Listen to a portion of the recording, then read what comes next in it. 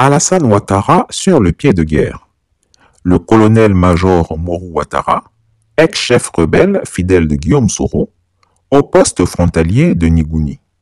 Après avoir visité les postes frontaliers de Pogo, Mali, Lalé-Rabat, Burkina Faso et Ngandama, le colonel-major Mourou Ouattara est arrivé à Nigouni le matin du 30 novembre 2023. Il a fait savoir aux troupes qu'il a été expressément chargé par le ministre de la Défense himself, Tene Birahima Ouattara dit la Fiole, de sillonner les postes frontaliers d'avec le Mali et le Burkina Faso pour faire un point exhaustif du matériel et des hommes déployés sur le front. Il a recommandé à la troupe d'être très vigilante car, selon les informations du ministère, Guillaume Soro s'apprêterait à frapper la Côte d'Ivoire. Ils ont peur, Champi, ça tremble, ça tremble. Au passage, il n'a pas manqué de dire que si le ministre l'a spécialement désigné pour coordonner les troupes sur le front, c'est parce qu'il est l'un des chefs de guerre qui connaît très bien Guillaume Soro. Il rajouta que Tene Birahima Ouattara dit la Fiole l'a reçu et lui a donné des instructions fermes. Il doit abattre à bout portant son ancien patron dès qu'il l'aperçoit. Et le colonel-major Mourou Ouattara s'est dit fier d'accomplir cette mission sans état d'âme.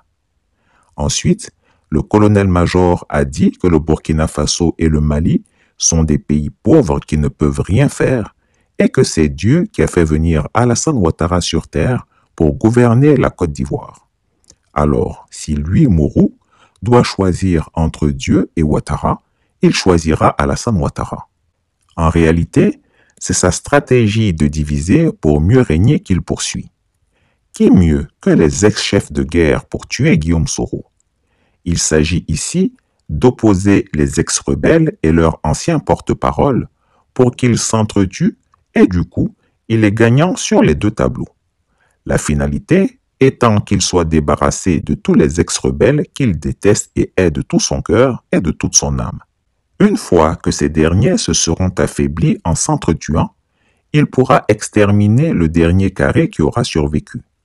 Pour l'heure, la tension monte au poste frontalier en attendant l'affrontement qui devient visiblement de plus en plus inévitable.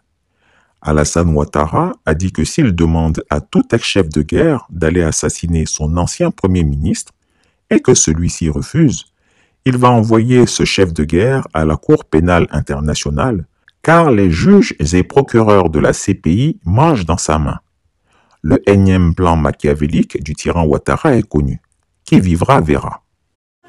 C'est pourquoi je suis heureux de voir la Côte d'Ivoire en miniature rassemblée dans cette salle.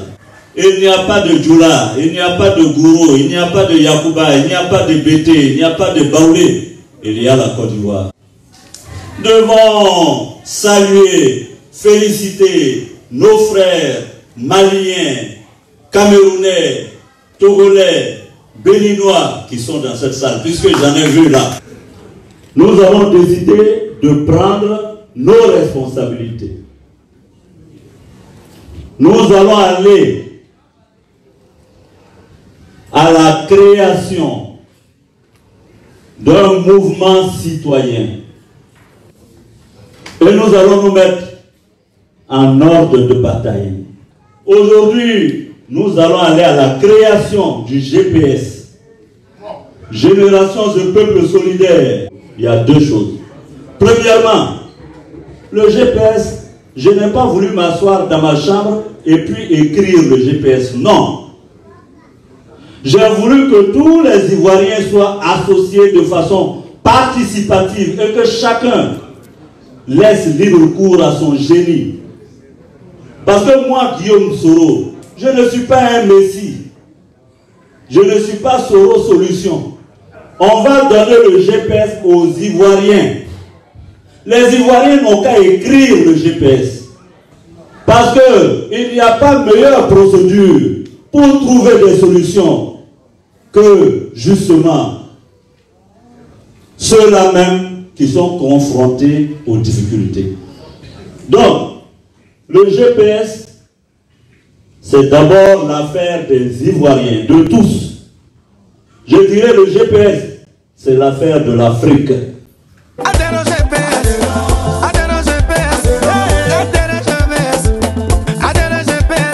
Pour le changement, pour la paix, pour la réconciliation.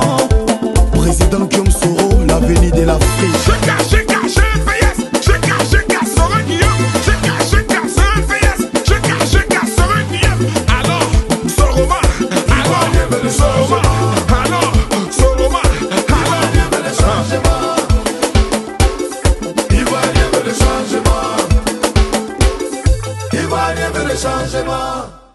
Chris Yapi ne ment pas.